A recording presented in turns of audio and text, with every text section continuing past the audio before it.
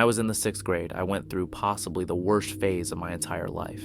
An older boy named Marcos, who was about 12 or 13, wouldn't leave me alone because he had a crush on me. He knew everything about my life and had spies in my class just to feed him information.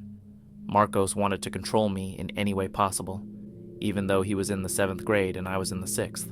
Unfortunately, no adults at school were helpful.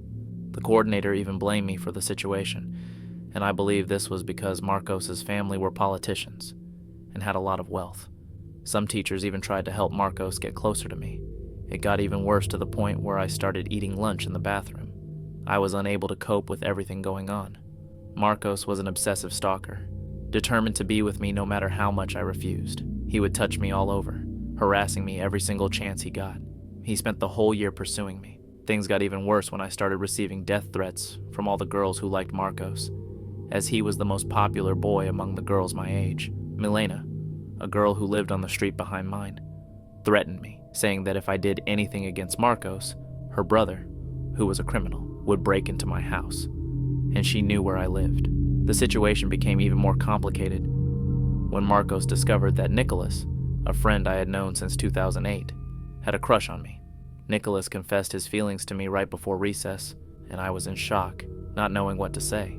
Immediately after, Marcos threatened to kill Nicholas if I continued talking to him. I knew Marcos was truly dangerous and couldn't risk Nicholas's life, and the worst part, I was the only one who knew about this threat. I had to push Nicholas away in a way that would convince Marcos.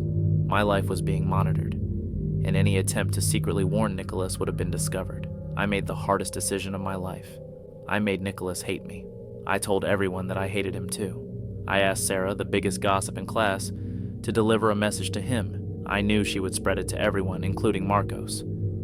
In the message, I said I thought Nicholas was disgusting, rotten, that he looked like the devil himself, and that I had only made him like me for fun. I said those horrible things so he would believe I never cared about him and had no reason to approach me again.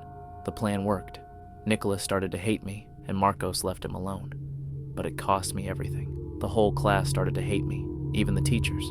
I was left alone and became the villain of the story. Back then, I didn't have a cell phone or social media, and I only saw my friends at school. There was no way for me to communicate with anyone without Marcos finding out. And to top it all off, I was going to move anyway.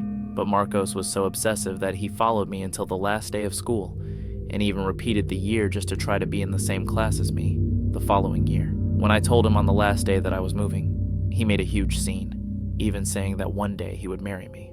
And that was the last time I ever saw or heard from him again. We were all teenagers at some point, but none of us acted this way. We weren't just going around threatening to kill other students. Something wasn't right with this guy. I believe he had some sort of a mental disorder. I hope no other girl went through something similar after I left that school.